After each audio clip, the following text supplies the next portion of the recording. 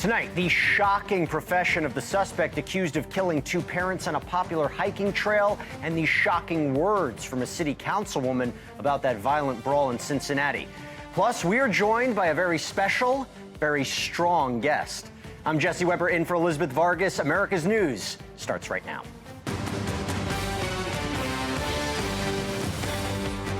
Tonight, the man accused of stabbing and killing a couple in front of their young daughters is arrested in a barber shop, and it was all caught on video. But why does he look nothing like the sketch police released? Then,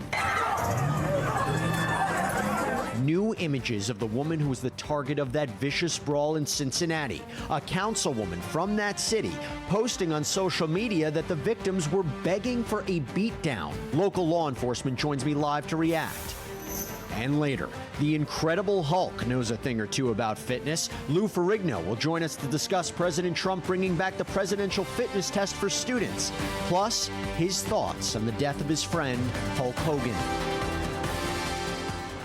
But first, suspect in custody. After a days-long manhunt, police have arrested the man accused of stabbing and killing a couple in front of their young daughters. It happened at Devil's Den State Park in Arkansas on Saturday. Here's the suspect, 28-year-old Andrew James McGann.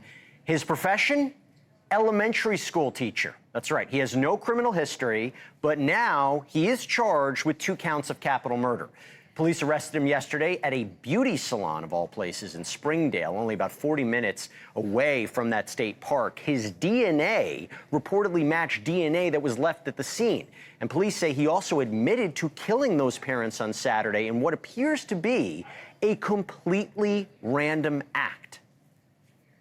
We have no reason to believe that there was any known association between our suspect and our victims. There's nothing to indicate that at all. It appears to be a completely random event.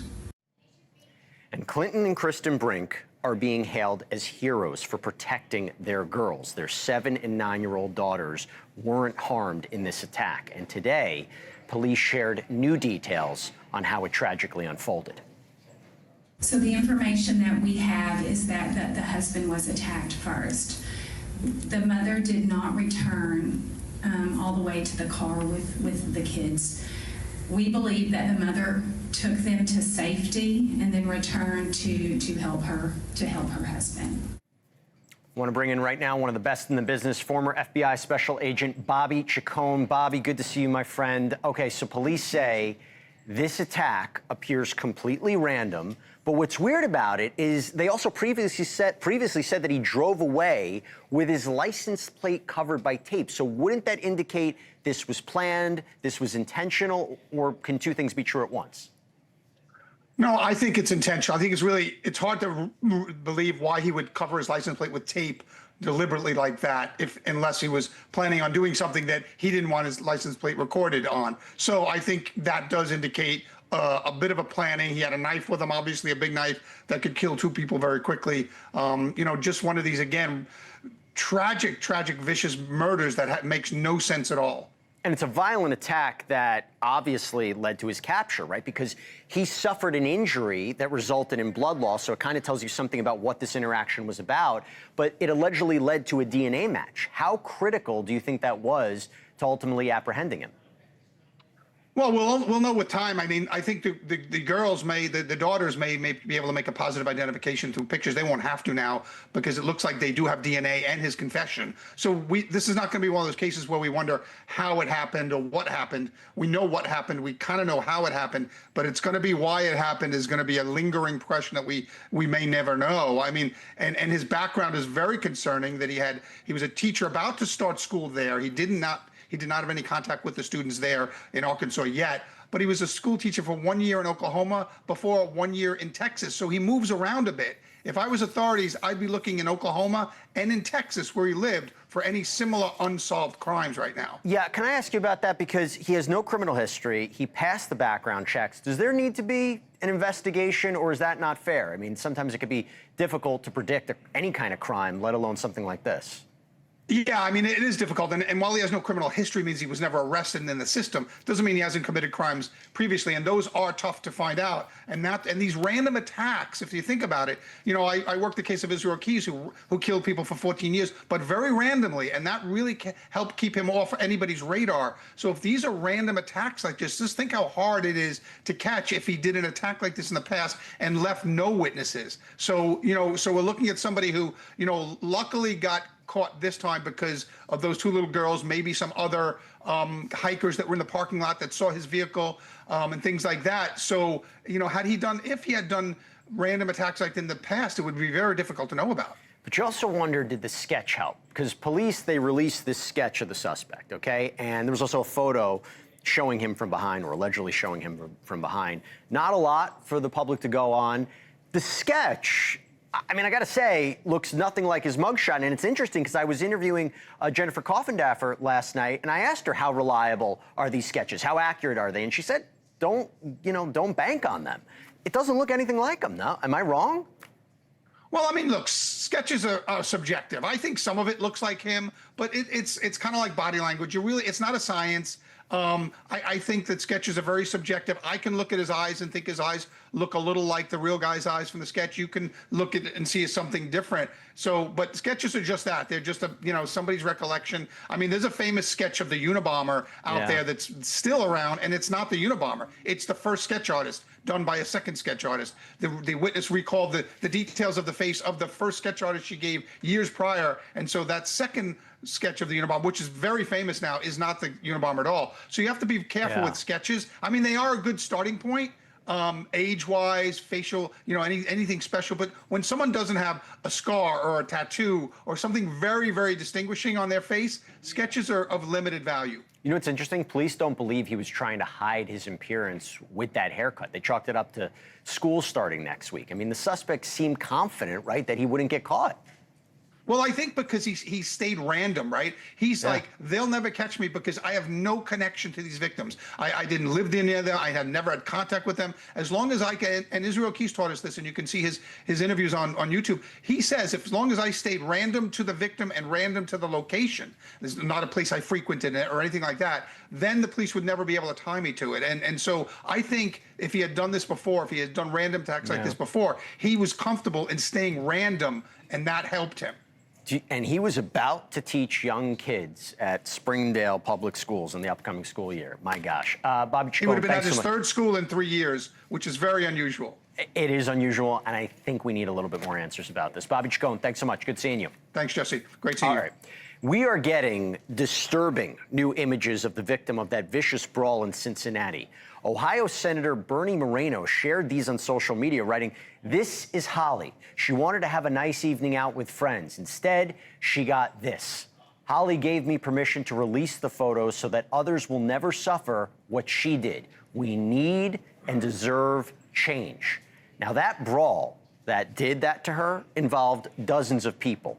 5 have been charged. It was filmed from multiple angles by several bystanders, uploaded onto social media. The violence and audacity of it all was so shocking that that video immediately went viral, and reaction most was of disgust, and it was of worry, but not for everyone. Why do I say that? Cincinnati councilwoman Victoria Parks replied on Facebook to one of the videos saying, "They asked for that beatdown. I am grateful for the whole story."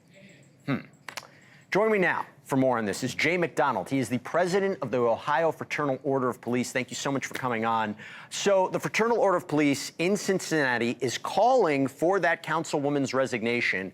What was the reaction to those comments?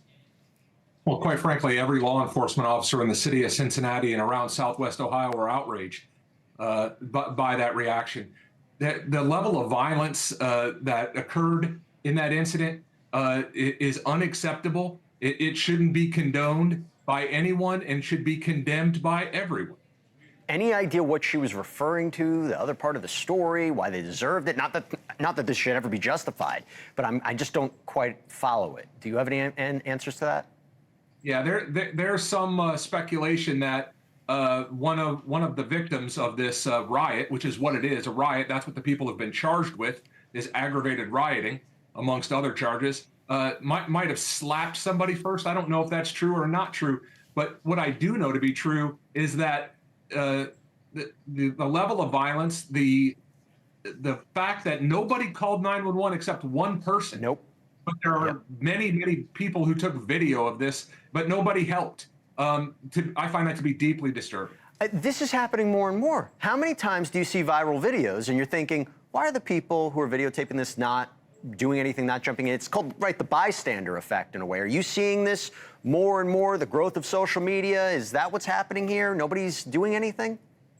Yeah, absolutely. And we see it where people are attacking the police and people are standing by videotaping. Now, we also have a great number of people who are willing to intervene in situations like this or in situations where police are being attacked. But far too often we see bystanders pull their phone out. Their first instinct is to capture what they hope to be a viral video instead of what it should be, which is to summons help or intervene if you're physically able.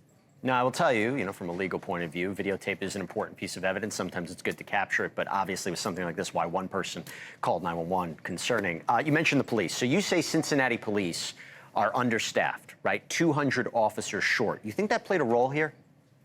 Yeah, absolutely. When you're short 150 to 200 officers, which is what Cincinnati is reported to being short of their authorized strength, it obviously plays a part. And it plays a part in all of our urban cities in Ohio where they don't have enough officers that they're supposed to have.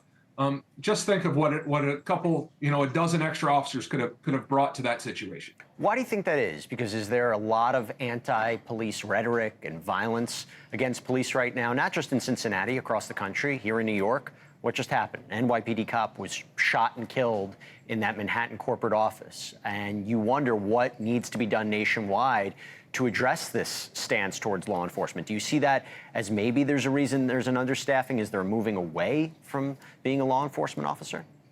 Absolutely. I just had the honor to speak at the funeral of Officer Philip Wagner, a Lorain, Ohio officer who was killed while eating his lunch last week. And just yesterday, I had the opportunity to speak at his funeral about the violence against police. And we've had 10 law enforcement officers shot in the last 7 days and 196 law enforcement officers shot in the line of duty this year. So when you couple that with the anti-police rhetoric that is prevalent in some parts of our country, of course it helps keep the numbers of law enforcement officers down where we need them the most. Distressing situation. That is, that's a problem. Jay McDonald, thank you so much for coming on, explaining it to us. Appreciate it. Thanks for the opportunity. You got it.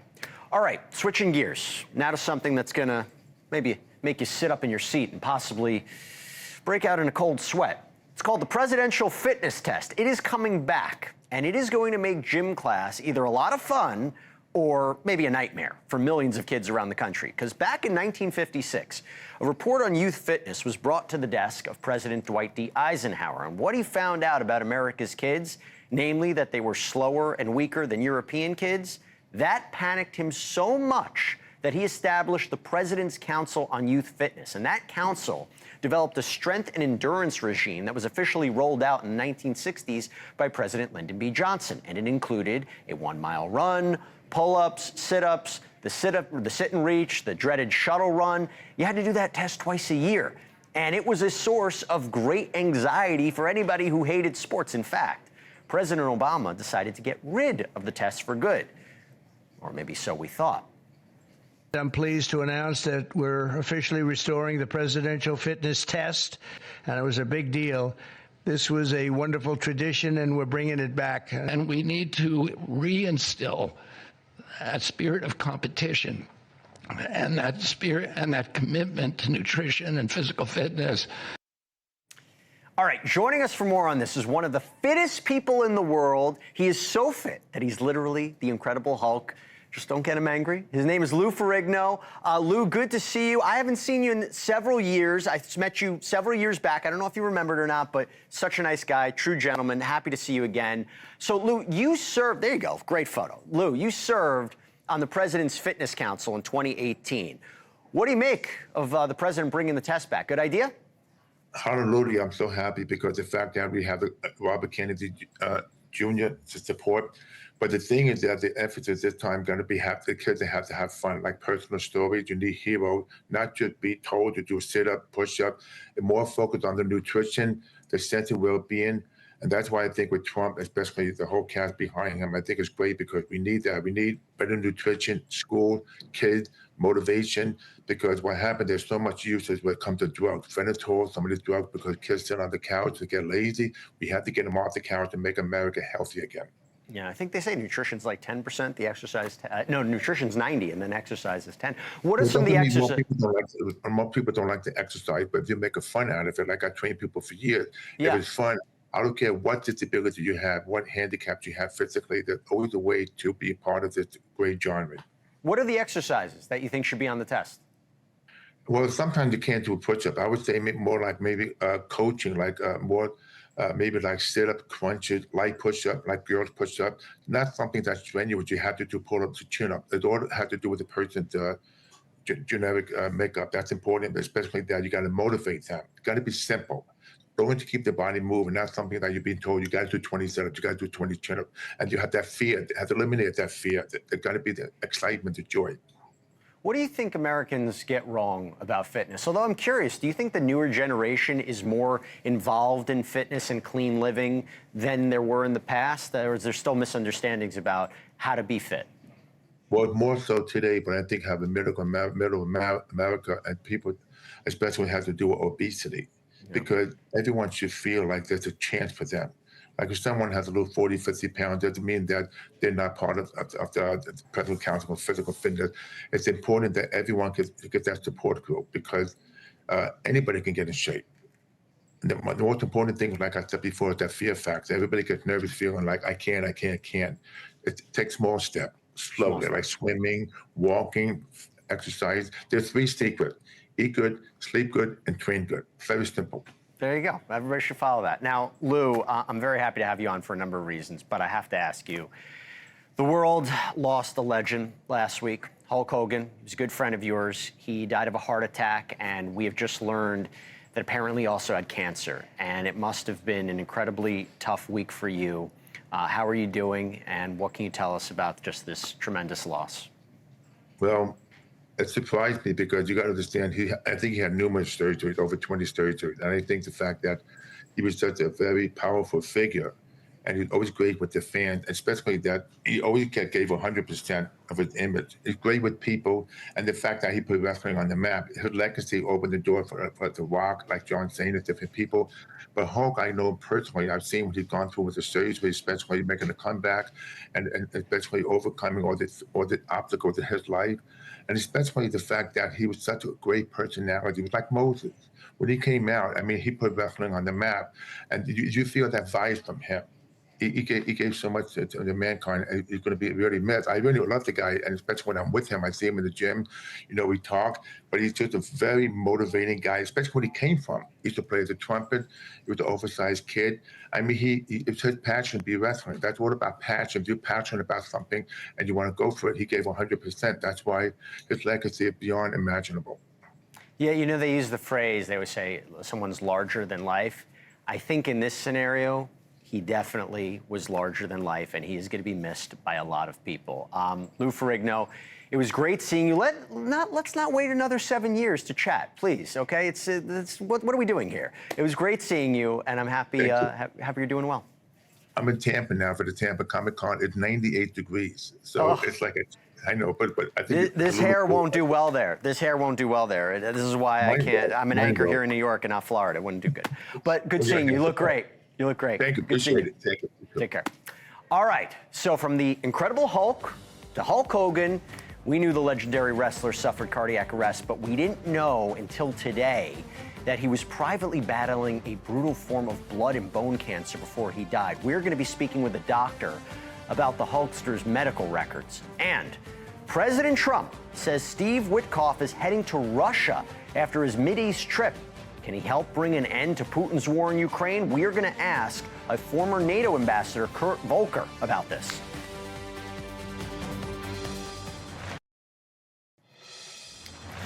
We've just learned that legendary pro wrestler Hulk Hogan had cancer before he died. According to a medical examiner's report, he died of a heart attack and also had a form of leukemia called chronic lymphocytic leukemia, or CLL, at the time of his death. This is a slow progressing cancer that can be treated, but it affects the immune system, making it more difficult to recover from other infections. The world was shocked when Hogan died at the age of 71 last week.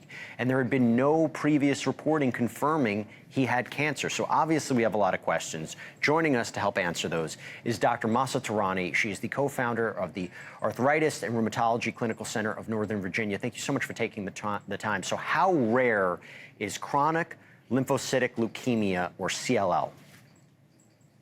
Good to be with you. Chronic lymphocytic leukemia is actually, out of many of the blood cancers, a more benign one to have. It is very slow growing. It usually is seen in patients over the age of 60. And it's one of those cancers that actually don't require much therapy because over time it can just be simply monitored.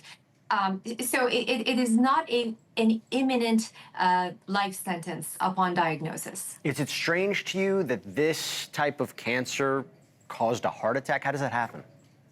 So we are not certain whether or not it was the actual chronic lymphocytic leukemia was directly contributing or directly contributed to the cancer. In fact, directly contributing to the heart attack.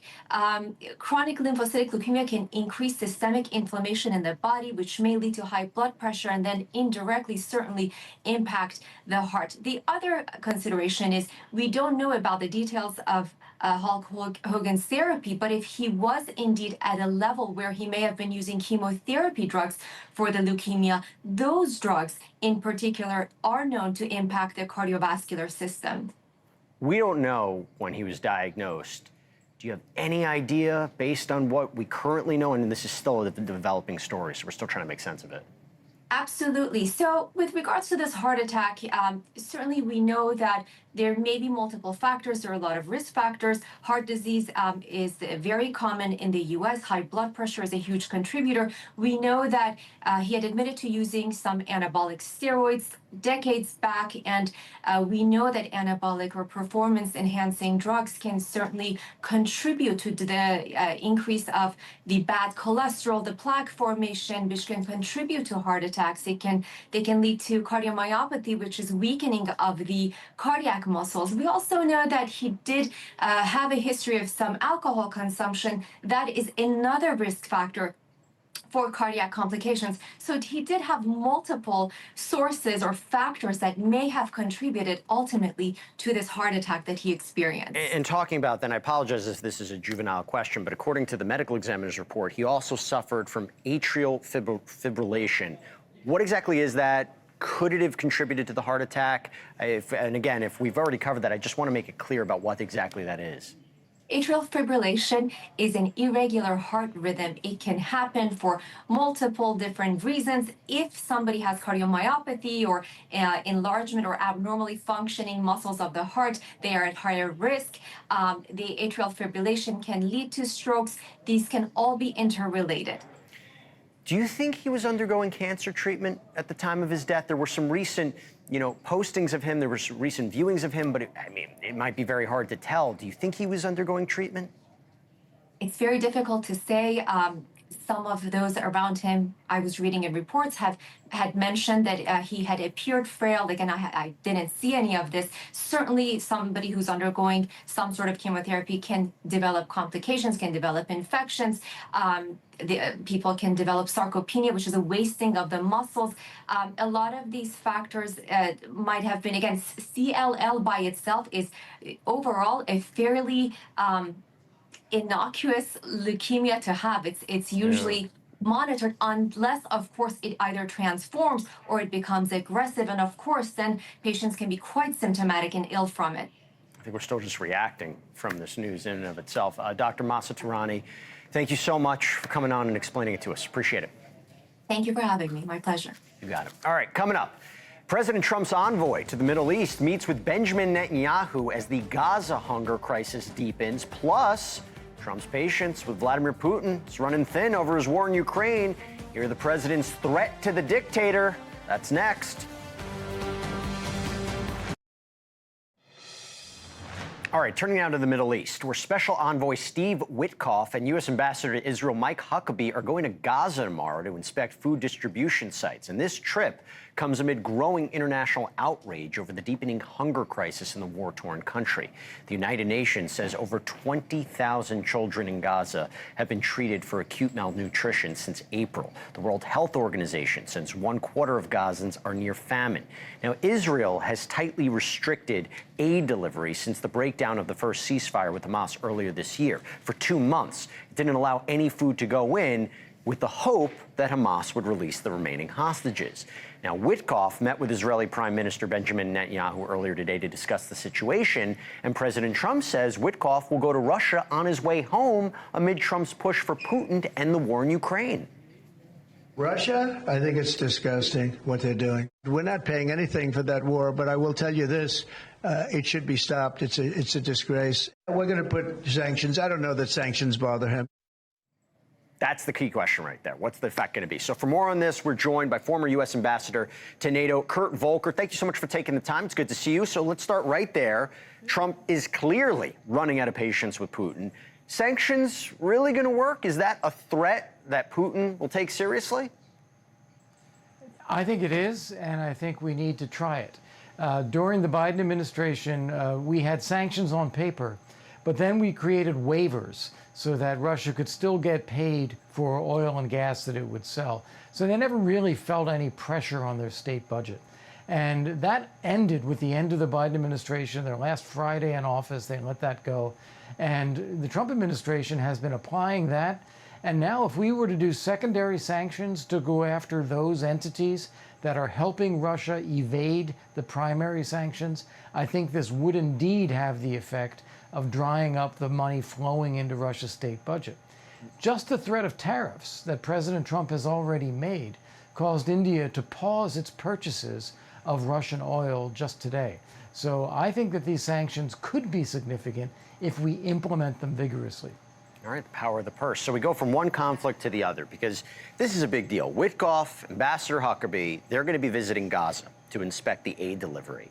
Is this going to help get aid distributed?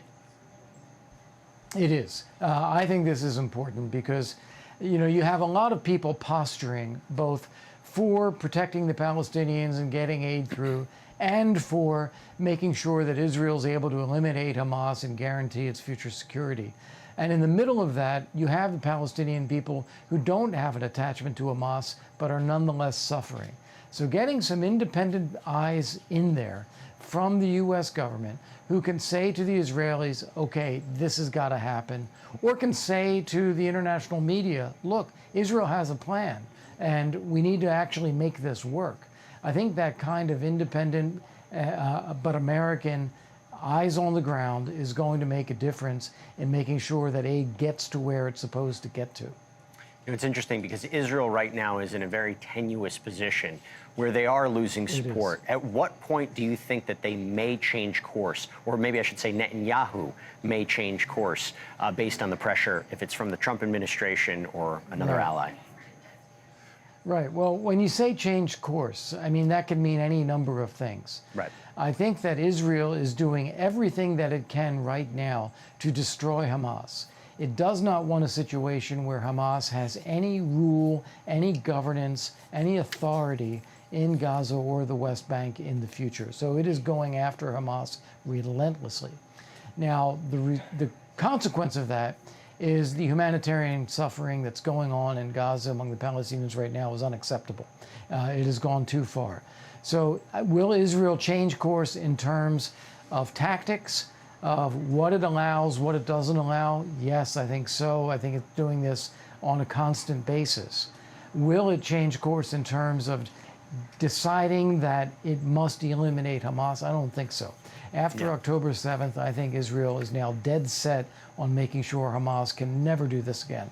No, absolutely, and that's a promise that they need to keep to the people. I am curious about this, with you having over 100 aid and human rights groups warning that Gaza is a risk of, quote, mass starvation. You put that to one side, but then you look at this. This was another big development. So Canada is now the latest Western country to say it will recognize a Palestinian state.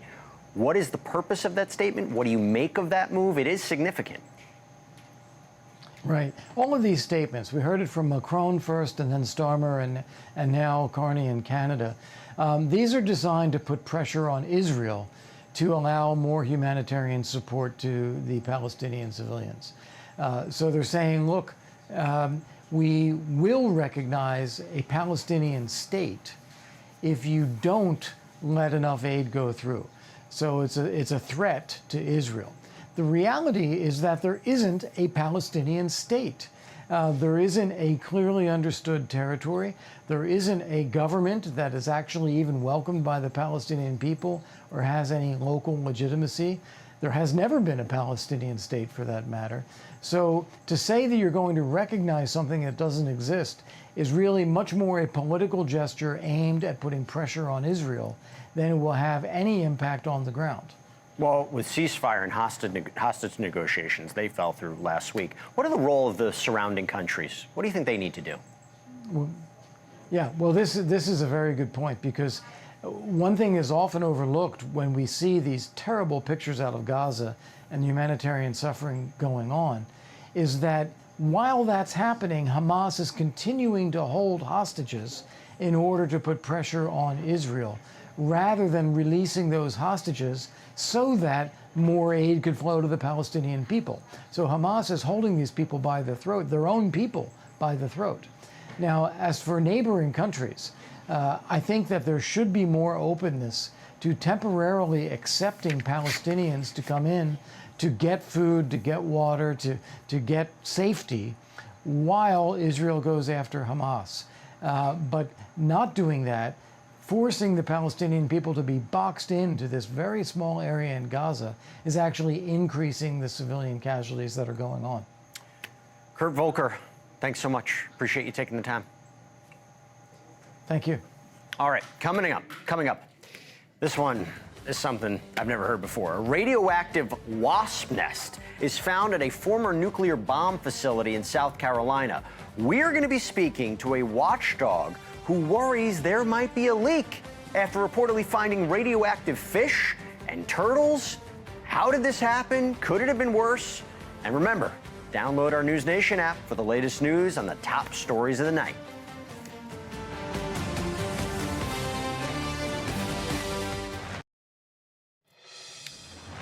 Okay, radioactive wasps could be on the loose in South Carolina.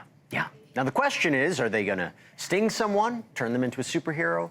Will they mutate, terrorize the planet like Godzilla? Hey, maybe they're already underground, eating pizza, learning ninjutsu from a humanoid rat. You see where I'm going with this? Well, here's the thing. And we first brought you this very buzzy headline last night, and while radioactive insect bites play a prominent role in superhero origin stories, we only have a radioactive nest at this point because we don't know if we have actual radioactive wasps. Workers found the nest earlier this month at a Department of Energy facility known as the Savannah River Site. It once helped produce nuclear weapons, and that nest had a radiation level 10 times higher than what's allowed. Those workers, they sprayed the nest with insecticide, bagged it up, no wasps were found.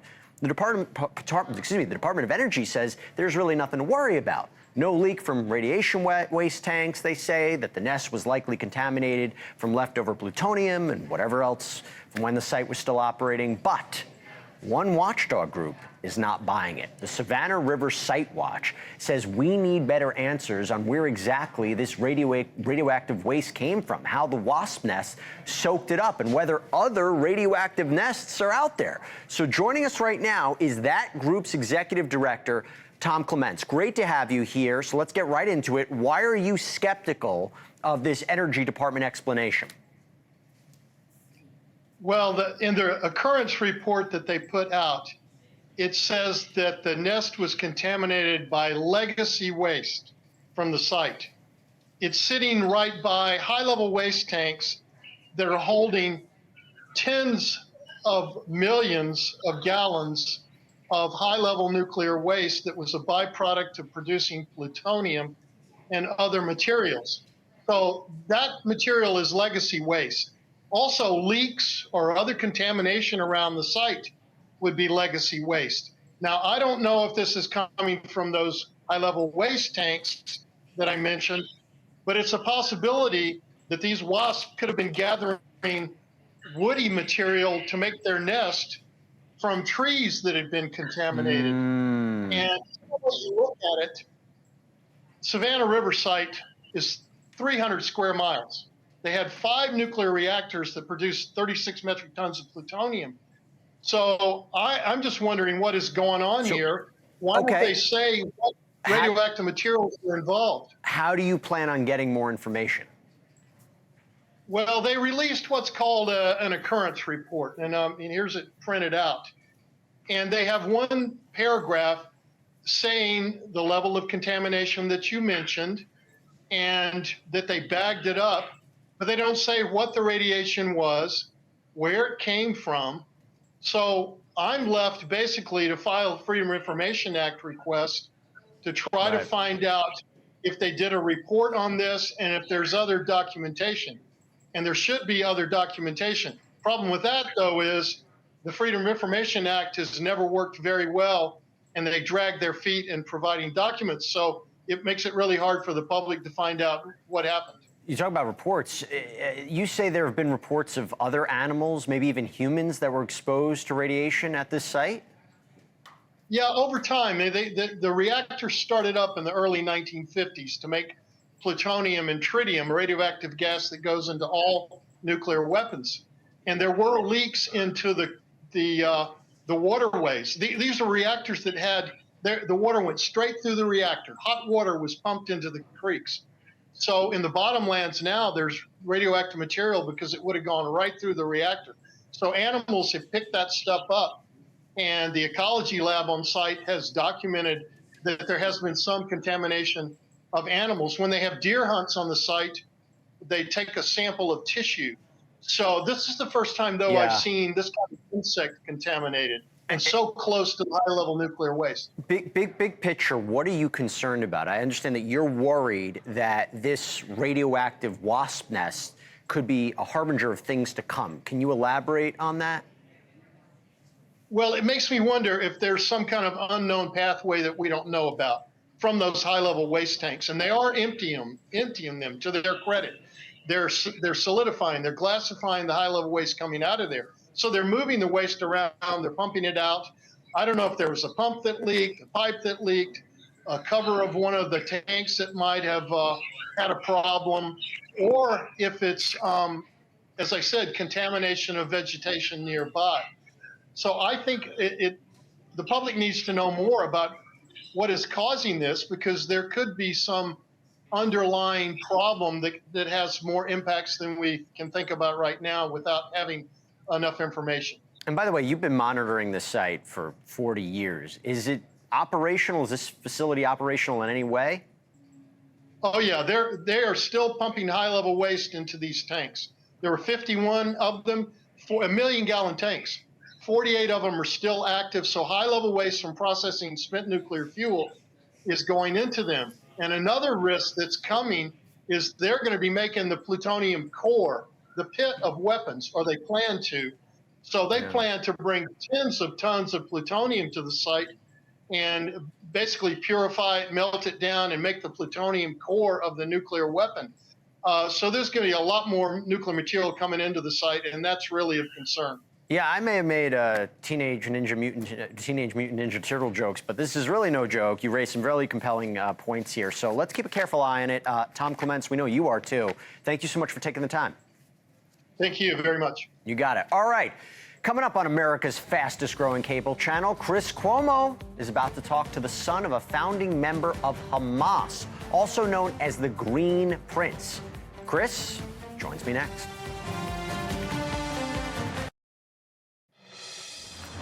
All right, it's Chris Cuomo time. Joins me right now. Chris, good to see you. You know, you are going to be talking to the Green Prince. Want to talk about Hamas? Who knows better? So it's interesting right now as Israel is in this very tenuous position. So they're losing support on the international stage. What do you want to ask him about this, and particularly the starvation that they were talking about in Gaza? Is it time for them to do different?